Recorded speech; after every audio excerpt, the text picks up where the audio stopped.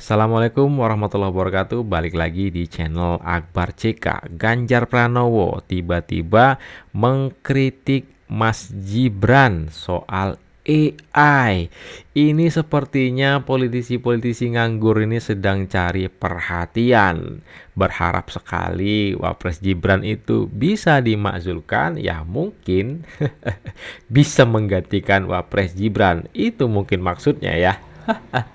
Ganjar Pranowo dan juga siapa lagi, Anies Baswedan, yang digembar-gemborkan bakal menggantikan Gibran kalau Gibran dimakzulkan. Ya inilah politisi-politisi nganggur yang sedang cari celah, cari perhatian untuk bisa menggantikan Gibran. Mungkin kalau Gibran betul-betul dimakzulkan. Aduh. Nah, langsung aja kita saksikan videonya berikut ini.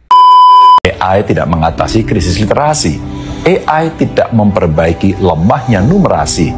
AI tidak mencetak guru yang paham didaktik. AI juga tidak menyelesaikan masalah ketimpangan infrastruktur pendidikan. Nah, kan secara tidak langsung Ganjar ini mengkritik Mas Wapres. Seperti yang kita ketahui, Mas Wapres kan sekarang sedang gencar-gencarnya mensosialisasikan AI ini, ya, mensosialisasikan, mempromosikan ke seluruh sekolah, ke perguruan tinggi dan anak-anak muda di Indonesia tentunya, ya, supaya tidak ketinggalan tentang yang namanya teknologi. Itu maksudnya, ya. Dan Wapres Gibran juga mengingatkan, tetapi jangan sampai AI disalahgunakan. Mantap kan? Ini tiba-tiba Ganjar Pranowo mengkritik yang namanya AI. Inilah tadi yang namanya sedang mencari-cari celah nih. Gimana caranya kalau seandainya Mas Wapres itu betul-betul dimakzulkan, bisa menggantikan Mas Wapres. Itu mungkin maksudnya ya. Tiba-tiba mendadak Ganjar ini muncul ke permukaan dan mengkritik yang namanya AI, ya, yang salah satu programnya Mas Wapres. Oke Pak Ganjar, langsung saja. Saya tahu betul opini yang Anda giring ini atau sebarkan ke publish adalah suatu tindakan bertolak belakang dengan gaya kepemimpinan dari Wakil Presiden kita Gibran. Yang seorang Gibran ini kan dia menunjukkan keseriusannya tentang ya keterlibatannya bangsa kita ini untuk serius dalam pengembangan AI, ya, karena mau nggak mau namanya AI ini kan salah satu teknologi yang dikembangkan begitu pesat dan setiap negara bersaing. Bahkan kalau boleh jujur Pak, ya, bangsa kita ini, anak-anak sekolah sekarang ini masih sangat buta dengan teknologi, ya, sangat buta teknologi, betul Pak, ya. Rata-rata mereka itu hanya mengerti tentang media sosial, ya, tentang games, tapi untuk pengembangan dari segala programnya mereka sangat buta. Oke, jadi Bapak seakan-akan tidak setuju ataupun menekankan ketidakpentingannya adanya AI. Kan aneh Pak, Bapak itu mementingkan siapa sebenarnya? Ha? Lihat aja Pak, ya, minimnya literasi cara pemikiran SDM, ya, anak-anak muda di Indonesia ini mudah termakan hoax Pak, ya, di media sosial, karena tidak ada kerjaan yang kira-kiranya penting untuk anak muda, yaitu mereka melihat berita bohong di media sosial, ya, mereka dengan gampangnya menghina orang, mencaci orang. Kita masih stagnan di jalan ini, belum kita maju Pak. Saya meyakini Bapak ini kan orang pintar, ya, masa Pak tidak bisa ada dukungannya untuk masyarakat, untuk kalangan anak muda yang nantinya menjadi orang-orang yang bisa sama-sama kita sebagai masyarakat berkembang, ya, bersaing dengan negara-negara lain, bersaing dengan negara yang maju. Tapi seakan-akan Bapak ini ingin berada di belakang, bukan untuk maju ke depan. Ya pantas saja kalau Jawa Tengah itu nggak maju. Pantas saja Jawa Tengah itu nggak maju, ya. Ya maklum saja yang namanya orang tua gaptek mungkin, ya. Yang namanya teknologi agak-agak gimana gitu, agak grogi dengan yang namanya teknologi. Itulah gunanya pemimpin muda yang sudah mengenal AI. Ke depan AI ini sangat-sangat luar biasa perkembangannya, ya. Saat ini saja kalau kita perhatikan di media sosial sudah banyak tuh, ya, sudah banyak orang-orang yang menggunakan AI ini dalam pelajaran dan lain-lain sebagainya. Kok bisa-bisanya Pak Pak Ganjar ini seolah-olah dan seakan-akan menolak yang namanya AI. Gimana ini Pak Ganjar? Inilah gunanya pemimpin-pemimpin muda ya, pemimpin muda yang apa namanya, yang ingin Indonesia ini tidak lagi gaptek, tidak ketinggalan dengan yang namanya teknologi ya, teknologi. Lihat tuh negara-negara negara luar sana ya, mereka sudah mengembangkan yang namanya teknologi yang modern, yang canggih, segala macem. Tapi di Indonesia masih sibuk saja ngurusin ijazah orang lain, sibuk memakzulkan wapresnya. Aduh, kasihan ya. Ada. Menolak Piala Dunia U20 hasil suaranya nggak nyampe 20 ya. Iya. Benar itu. Gara-gara mengaku 20, ya, Suaranya nggak nyampe 20. Dan akhirnya yang bisa diselenggarakan adalah U17. Makanya suaranya 17. Itu dia. Makasih banyak Pak. Oh iya Pak, kami tahu Pak. Nasib Bapak sudah terjamin, masa depan Bapak juga sudah bagus, sedangkan kami Pak, kami baru mau merintis karir menjadi lebih baik. Tapi batu lompatan kita udah dianjurkan sama Bapak. Oke Caraka. Oke, saya mau ketemu kamu. Saya mau bicara. Dan saya mau sampaikan apa yang ada di dalam hati dan pikiran saya. Saya tidak sedang menghancurkan karirmu. Dan kalau kamu, masa depanmu, pekerjaanmu, harus kami jamin. Kamu akan saya masukkan perusahaan yang ada di Jawa Tengah hari ini kalau perlu. Saya hanyalah anak desa yang mempunyai mimpi untuk main di Piala Dunia, dan betapa bangganya orang tua saya ketika dia melihat anaknya bermain untuk Indonesia di tengah ribuan penonton. Tapi ini hanyalah sekedar mimpi. Mimpimu masih banyak. Masih banyak kesempatan lain yang bisa kamu berikan, dan saya dukung itu sepenuhnya. Dan masih banyak event. Kalau perlu kita create event sendiri. Bung Karno pernah melakukan itu. Event apa? Tingkat RT. Terima kasih, orang tua saya tidak bisa cerita ke teman-temannya kalau punya anak yang sangat membanggakan karena bisa main di Piala Dunia. Arkan Fikri. Saya akan mempromosikan ke dunia bahwa kamu adalah pemain terbaik.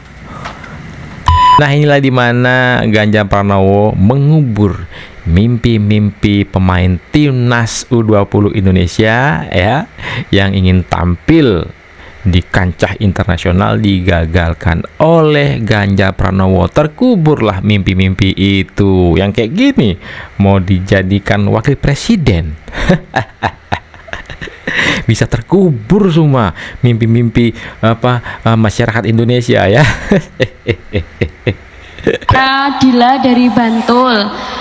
Di sini nih, saya mencoba netral ya Pak, karena saya merasa banget kalau ekonomi dan segala hal ini tuh sangat membebani kehidupan di zaman sekarang.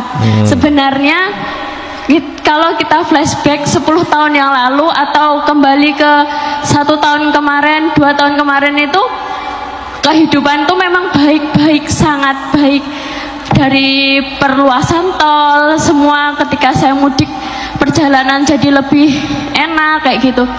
Tapi kenapa setelah pemilu kemarin, setelah hal-hal yang seharusnya tidak dilakukan tapi bahasa Jawanya jor-joran, sembako, apapun itu yang dipromosikan untuk memenangkan yang seharusnya tidak boleh diizinkan, yang seharusnya tidak diizinkan, dan dipilih oleh rakyat, dan kita nggak tahu itu kebenarannya benar atau tidak.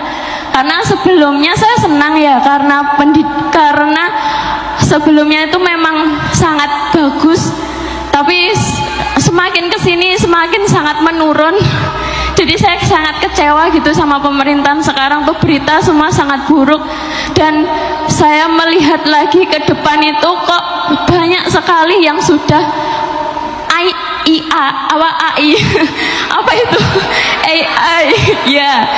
Dan saya pribadi juga melihat di TikTok wakil presiden kita itu juga sudah mempromosikan ke sekolah-sekolah untuk merawat diri, kecantikan kayak gitu. Kenapa nggak akhlaknya, imannya yang diperkuat kayak gitu? Kayak saya itu kayak ngerasa sedih banget. Kenapa ya kok jadi menurun kayak gini gitu? Kenapa ya kita itu kayak kenapa duniawi terus gitu sekarang itu, kenapa enggak malah agamanya kita, ekonominya kita, semua yang dari bawah itu kita angkat gitu loh Pak, sama-sama gitu.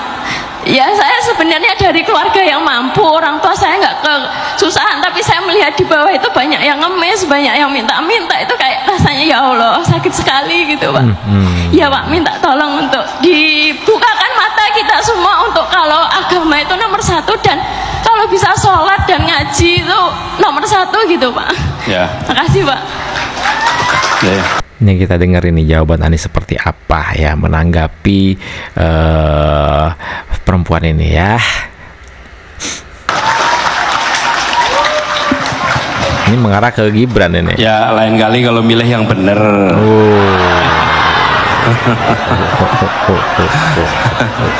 Iya. Kalau menyesal ya sudah menyesal lah gitu. Iya. Nggak milih katanya. Oh nggak milih. Nah ini kelihatannya lebih mantap kalau Ustaz Jazir yang ngomong ya.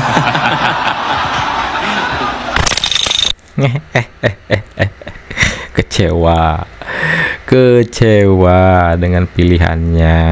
Tapi katanya nggak milih Mbak tadi ya. Pas sekali tuh pertanyaan Mbak tadi dijawab sama Anies. Makanya ya lain kali jangan salah pilih.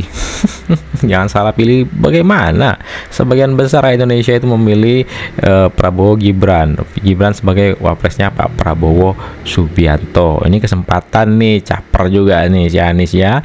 Dari sebelum gencar-gencarnya pemakzulan wapres Gibran udah keluar tuh si Anies tup. Ya kemungkinan ya yang namanya gerombol-gerombolan mereka juga yang ingin memakzulan wapres Gibran ya kan. Jadi strategi mereka jadi dari awal tuh sudah digambar sama mereka ini, nanti begini nanti begitu skenarionya ya. Nggak bakalan Anies gantiin wapres Gibran, dan juga 2029 nggak bakalan Anies jadi presiden gitu aja. Kemudian yang ketiga saya tanyakan, Pak Anies, seandainya nanti wakil presiden terjerat dengan hukum, bagaimana secara hukum? Apakah bisa Pak Anies nanti naik menjadi wakil? Harapannya seperti itu, dan mohon Bang Refli untuk dijawab. Karena ada sedikit arahan kita untuk siap-siap ke arah itu, insya Allah bismillah. Bahwa takdirnya Allah, Pak Anies pada tahun ini yang akan dilantik menjadi wakil. Kan sudah tahu semua skenario geromong-geromong ini seperti apa ya.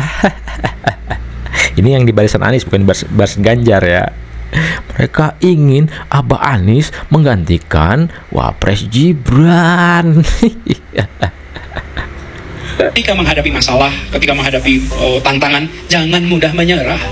Yang tangguh, yang kuat dalam hidup akan ketemu masalah banyak sekali. Ya udah, berarti ketika nyalon jadi presiden kalah sekali, ya udah jangan menyerah.